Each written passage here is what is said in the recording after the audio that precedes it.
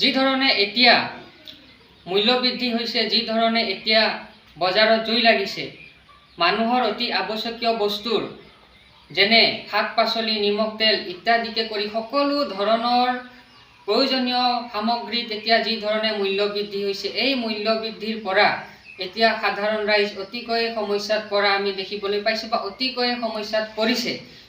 কিন্তু এতিয়া এই চৰকাৰখনে এই মূল্যবৃদ্ধিক লৈ কোনো ধৰণৰ কি ধৰণে এই মূল্যবৃদ্ধি হ্ৰাস হ'ব তাক লৈ কোনো ধৰণৰ চিন্তা চৰ্চা কৰা নাই, এনে আমি দেখিবলৈ পাইছোঁ। এই মূল্যবৃদ্ধিৰ বাবে এতিয়া চৌকাত জুই ধৰিবলৈ গ'লেও গৃহস্থই হয়তো চিন্তা কৰে যে সামগ্ৰী যদি শেষ হৈ যায়, অহাকালি আকৌ কেনেধৰণে আমি এই সামগ্ৰী আকৌ কিনিম। কাৰণ যিহে মূল্য বৃদ্ধি, এই মূল্য বৃদ্ধি যি ধৰণে বাঢ়িছে, সকলো ধৰণৰ সামগ্ৰী কিনিবলৈও হয়তো পৰ্যাপ্ত পৰিমাণৰ যি টকা পইচা সেয়া হয়তো সাধাৰণ ৰাইজৰ হাতত হয়তো নাথাকিবও পাৰে। তো এনে বিভিন্ন সমস্যা মূল্য বৃদ্ধিৰ ফলত এতিয়া আমাৰ সাধাৰণ ৰাইজৰ মাজত অহা আমি দেখিবলৈ পাইছোঁ। কিন্তু এই অসম চৰকাৰ বা এই চৰকাৰখনে কোনো ধৰণৰ এই ক্ষেত্ৰত গুৰুত্ব লোৱা নাই। আৰু অসম চৰকাৰৰ লগত আমাৰ BTC চৰকাৰখনো অসম চৰকাৰৰ লগত কোনো ধৰণৰ বৈঠক বা কেনেধৰণে মূল্যবৃদ্ধি হ্ৰাস কৰিব পাৰি তাক লৈ আমাৰ এই BTC চৰকাৰখনো কোনো ধৰণৰ বৈঠক বা কোনো মাত মতা আমি দেখিবলৈ নাপালোঁ। তো ইয়াৰ পৰা আমি নিশ্চিত এই BTCৰ এই UPPL চৰকাৰখন কোন ৰাইজৰ হৈ মাত যে নামাতে সেইটো আমি নিশ্চিত। কেৱল নিজৰ মুনাফাৰ কাৰণে দিছপুৰত যি ধৰণে নিজক গতাই দিছে, দিছপুৰৰ মতে চলে, তো ঠিক তেনেদৰে নিজৰ স্বাৰ্থ পূৰণৰ বাবে সাধাৰণ ৰাইজৰ হৈ মাত নামাতি তেওঁ নিমাত হৈ BTC চৰকাৰখন নিমাত হৈ বহি আছে। আৰু এইবাবে আজি আমাৰ এই BTCবাসী ৰাইজ বিভিন্ন সমস্যাৰ লগতে এই যি মূল্যবৃদ্ধিৰ সমস্যা, এই মূল্যবৃদ্ধিৰ সমস্যা এতিয়া ভুক্তভোগী হোৱা আমি দেখিবলৈ পাইছোঁ।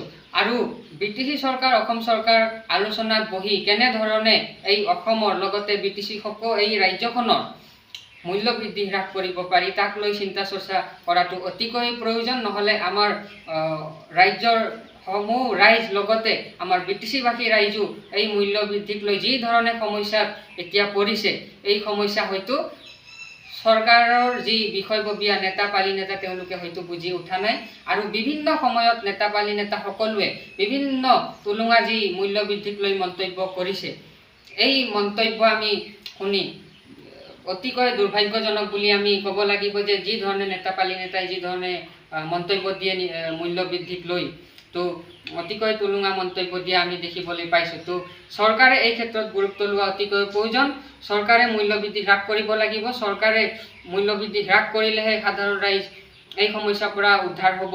কাৰণ 14 চনৰ আগত BJP চৰকাৰ নাথাকোঁতে যি ধৰণে সামগ্ৰীৰ মূল্য আছিল, BJP চৰকাৰ অহাৰ পিছত যি ধৰণে এতিয়া মূল্য 2 গুণ 3 গুণ 4 গুণ অতিমাত্ৰাত যি ধৰণে মূল্য বৃদ্ধি হৈছে, ইয়াৰ পৰা ৰাইজ অতিকৈয়ে সমস্যাত পৰিছে। কাৰণ আগত আছিল যি ধৰণে মূল্য কম, এতিয়া তাতকৈ দুগুণে হুৰাহুৰে যি ধৰণে মূল্য বৃদ্ধি হৈছে, এই মূল্য বৃদ্ধিৰ পৰা সাধাৰণ ৰাইজৰ ঘৰ আজি চলিব পৰা অৱস্থাত নাই। কোনো ধৰণৰ বস্তু সামগ্ৰী কিনিব গ'লে চিন্তা কৰিব লগা হয়। কিন্তু এই চৰকাৰখন এতিয়া আমি দেখিবলৈ পাইছোঁ, এই অসম চৰকাৰৰ লগতে আমাৰ BTC চৰকাৰখনো এতিয়া শুই আছে, কোনো ধৰণৰ মাত মাতা আমি দেখিবলৈ পোৱা নাই। আমি দাবী জনাইছোঁ যে এই মূল্যবৃদ্ধিক লৈ গুৰুত্ব দিয়া উচিত। আমি দাবী জনাইছোঁ মূল্যবৃদ্ধি হ্ৰাস কৰিব লাগিবই।